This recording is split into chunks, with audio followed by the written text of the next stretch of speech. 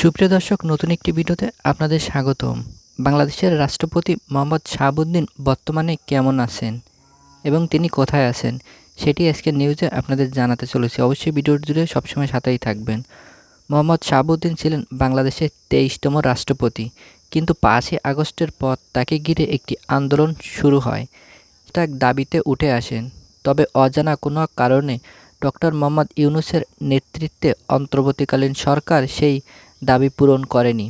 এখনও মাঝে মাঝে সামাজিক ও যোগাযোগ মাধ্যমে সেই পূরণের দাবি শোনা যায়। রাষ্ট্রপতির পদত্যাগ বা বঙ্গভবন নিয়ে গুজব ছড়ানো রাষ্ট্রপতি মোহাম্মদ শাহাবুদ্দিন প্রকাশ্যে আর দেখা যায় না। প্রশ্ন উঠেছে, বঙ্গভবনের 4 দেওয়ালের ভিতরে তিনি কেমন আছেন। সূত্রে বলছে তিনি কর্মকর্তা প্রকারে বন্দি জীবনযাপন করছেন। গত 4 মাস ধরে সরকারের কর্মসূচি পররাষ্ট্রমন্ত্রী অনেক সুবিধা বাতিল করেছে। তার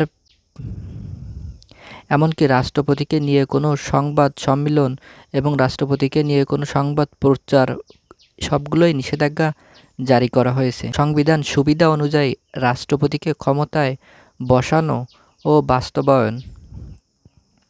বাংলাদেশের সংবিধানে রাষ্ট্রপতি হলেন দেশের সর্বোচ্চ উচ্চ পদস্থ কর্মকর্তা।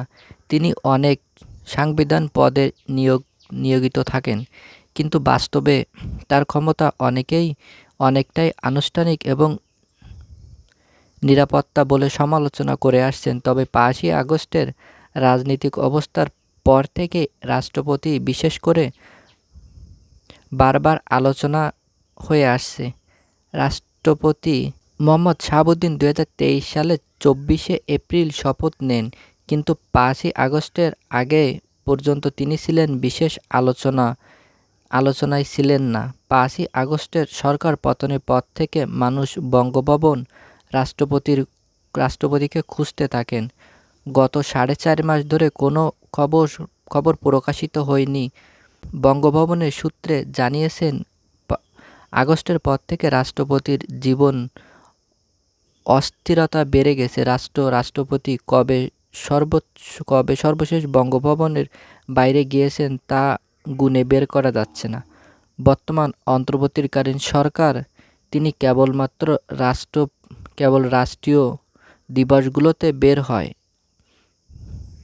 21শে ফেব্রুয়ারি, 26শে মার্চ, 16ই ডিসেম্বর, 14ই ডিসেম্বর, এর বাইরে তাকে বের হতে দেখা যায় না। 2024 সালে 28শে জুলাই বেসরকারি অনুষ্ঠানে যোগ দিয়েছেন। 24 সালে মে মাসে একটি সম্মেলনে তাকে দেখা যায়। এবার ঈদেও তিনি জাতীয় ঈদগাহে নামাজ পড়তে যায়নি। তা নিয়ে আগের ঈদগুলো করতেন, এবার ঈদগাহে ডক্টর মোহাম্মদ ইউনূস নামাজ আদায় করছেন। ঢাকার বাইরেও বিদেশে রাষ্ট্রপতির যাতায়াত। রাষ্ট্রপতি সর্বোচ্চ ঢাকার বাইরে গিয়েছেন 2023 সালে অক্টোবরে নিজের জেলায় পাবনায়। এরপরে তিনি 2023 সালে অক্টোবরে সিঙ্গাপুরে, 2024 সালে 3 মার্চ দুবাই গিয়েছিলেন চিকিৎসার জন্য। কিন্তু বর্তমানে রাষ্ট্রপতির অবকাশে যেতে পারছেন না, কারণ সংবিধান অনুযায়ী তিনি নিজের ছুটি নিজেই মঞ্জুর করতে পারেন, কিন্তু এজন্য স্পিকার অবহিত করতে হয়। এখন স্পিকার না থাকায় আইনগতভাবে ছুটি নেওয়া সম্ভব হচ্ছে না। রাষ্ট্রপতির অফিসে তিনিও অফিস করছেন না। আগে বঙ্গভবনে প্রেস উইং ছিলেন, সাংবাদিকদের নিজেদেরই সংবাদ গ্রহণ করতেন।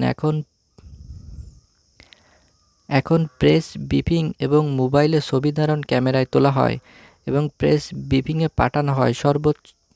2024 সালে 29শে জানুয়ারি এরপর বাসভবনে টিভিতে বাংলাদেশে বেতার কেউ রাষ্ট্রপতিকে কখনো দেখেনি এবং তার কোনো খবরও প্রকাশিত হয়নি। রাষ্ট্রপতি 2 সপ্তাহে 2টি বিভাগে পাবলিক পার্সোনাল এখনও অনেক কমে গেছেন। এখন রাষ্ট্রপতিকে কখনো কোথাও দেখা যায় না এবং বাইরের কোথাও তাকে প্রকাশ্যে দেখা যায় না। রাষ্ট্রপতির সঙ্গে প্রধান উপদেষ্টার দূরত্ব। রাষ্ট্রপতি অন্তর্বর্তীকালীন সরকার প্রধানের উপদেষ্টা ডক্টর মোহাম্মদ ইউনূসের সম্পর্ক এখন দূরত্ব। তারা এখন পর্যন্ত মাত্র কয়েকবার সাক্ষাৎ করেছেন। সবগুলোই শপথ গ্রহণ অনুষ্ঠানের ডক্টর মোহাম্মদ ইউনূস রাষ্ট্রপতির সঙ্গে দেখা করলে সবসময় তিনি এড়িয়ে চলেন। সুপ্রিয় দর্শক, নিউজটি ভালো লাগলে অবশ্যই আমাদের চ্যানেলটি সাবস্ক্রাইব করে পাশে থাকবেন। দেখা হচ্ছে পরবর্তী আরেকটি ভিডিওতে। যত সময় ভালো থাকুন, সুস্থ থাকুন। এত সময় আমাদের সাথে থাকার জন্য আপনাকে অসংখ্য ধন্যবাদ। দেখা হচ্ছে পরবর্তী আরেকটি ভিডিওতে।